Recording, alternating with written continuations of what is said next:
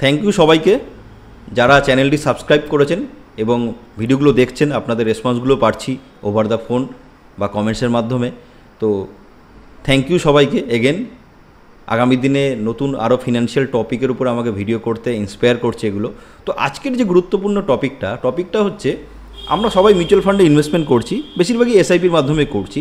তো একটা প্রশ্ন কিন্তু সবসময় মাথায় ঘুরে বেড়ায় যে মিউচুয়াল ফান্ডটা কতদিনের জন্য করব, কতদিন এসআইপিটা চালাবো। কারণ জেনারেলি দেখবেন আমরা যখন ব্যাংকে রেকারিং করছি 5 ইয়ার্স একটা ডিউরেশন আছে। যখন আমরা কোনো একটা ইন্স্যুরেন্স পলিসি নিচ্ছি তার একটা ডিউরেশন থাকে, বা যখন একটা ব্যাংকে এফডি করছি তার একটা ডিউরেশন থাকে। কিন্তু মিউচুয়াল ফান্ডের এসআইপিটা কতদিন চালানো উচিত? কেউ বলে লং টার্ম চালান, কেউ বলে মিনিমাম 5 বছরের জন্য চালাবেন, বা কেউ বলে আজীবন চালিয়ে যান। কিন্তু actual ideal ডিউরেশনটা key?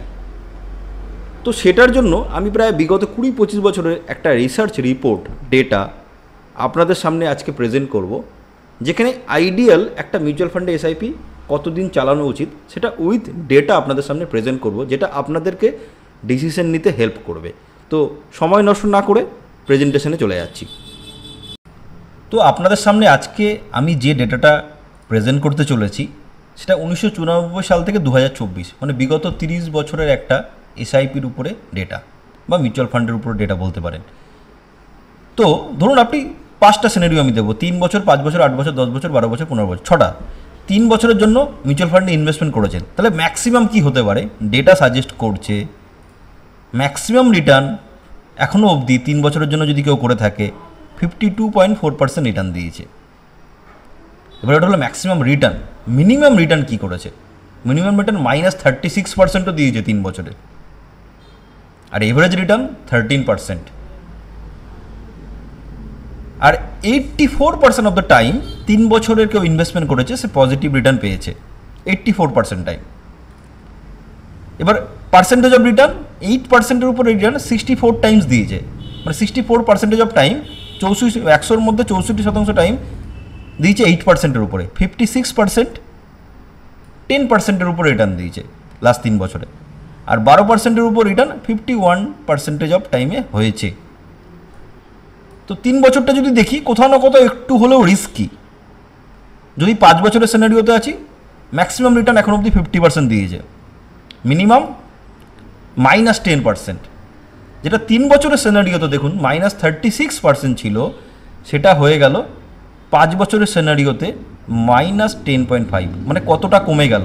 That mean একটা জিনিস কিন্তু আমরা বুঝতে পারছি, আশা করি আপনারা বুঝতে পারছেন, যে যখনই আমার ডিউরেশনটা আমি হায়ার করছি, কোথাও না কোথাও আমার রিস্কটা কিন্তু কমে যাচ্ছে, রিস্ক রিডিউস হচ্ছে। এভারেজ রিটার্নটাও দেখুন ইনক্রিজ হচ্ছে। 5 বছরের স্পেনে এভারেজ রিটার্নটা হয়ে গেল 15%, যেটা 3 বছরে ছিল 13%, এবং 92% of the time positive return দিয়েছে, যেটা 84 ছিল। এবং 8%-এর উপর রিটার্ন, যেটা মিউচুয়াল ফান্ড আমরা বলি এভারেজ রিটার্ন 12% ধরে চলুন, 8% রিটার্ন 82% অফ দ্য টাইম দিয়েছে, এবং 10%-এর উপর রিটার্ন 73%, আর 12% যেটা আমরা বলি আইডিয়াল রিটার্ন, সেটা 60% অফ দ্য টাইম 12%-এর উপর রিটার্ন দিয়েছে। নেক্সট আমরা দেখি 8 ইয়ার, 8 বছরের ডিউরেশনটা আর একটু বাড়াই। 8 বছরের জন্য যখন করছি তখন ম্যাক্সিমাম রিটার্ন 40.8%, 40%। রিটার্ন নেগেটিভটা দেখুন কোথায় না ডাউন হয়ে গেল, যেটা ছিল -10% 5 ইয়ারে ম্যাক্সিমাম নেগেটিভ হচ্ছিল, সেটা 1.4% পজিটিভ। মানে পাস্ট ডেটা অনুযায়ী বলা যেতেই পারে যে 8 বছরের জন্য কেউ যদি মিউচুয়াল ফান্ডে এসআইপি করে কোনো দিন নেগেটিভ রিটার্ন হবে না, যেটা আমাদের কোথাও না কোথাও ভয় থাকে যে আমি এখন করলাম একটা এসআইপি, 8-10 বছর আমার টাকা লাগবে, তখন যদি বাজার ক্র্যাশ করে যায় কী হতে পারে, আমি কি লস হবে, আমার কি আসল টাকাটা নষ্ট হয়ে যেতে পারে। সেই ভয়টা কিন্তু কোথাও না কোথাও এই ডেটা বলছে নেই। এবং এভারেজ রিটার্নের দিকে যদি দেখি 16%, এবং সবথেকে বড় ব্যাপার যেটা 100% অফ টাইম পজিটিভ রিটার্ন দিয়েছে যখনই কেউ 8 বছরের স্প্যানে মিউচুয়াল ফান্ডে ইনভেস্টমেন্ট করেছে। এবং যদি দেখি 12% রিটার্ন, সেটা 69% অফ দ্য টাইম দিয়েছে 12%-এর উপর রিটার্ন। আর একটু স্প্যান বাড়াই, 10 ইয়ার্সের স্প্যানে দিয়েছে 29.6% রিটার্ন। আর যেটা হচ্ছে মিনিমাম রিটার্ন 4.6, মানে দেখুন নেগেটিভটা কিন্তু পজিটিভের দিকে যাচ্ছে কন্টিনিউ। আর এভারেজ রিটার্ন দিয়েছে 15.6%, এটা কিন্তু পার অ্যানাম যা বলছি এখানে। আর যেটা অবভিয়াসলি তাই 100% of the time positive return যখনই 10 ইয়ার্স, কারণ 8 ইয়ার্সের পর থেকে তাই হয়ে গেছে। এবং 12%-এর উপর রিটার্ন পার অ্যানাম দিয়েছে, average return 79% of the time. As well as 12 বছরও দেখুন এবং 15 বছরও দেখুন।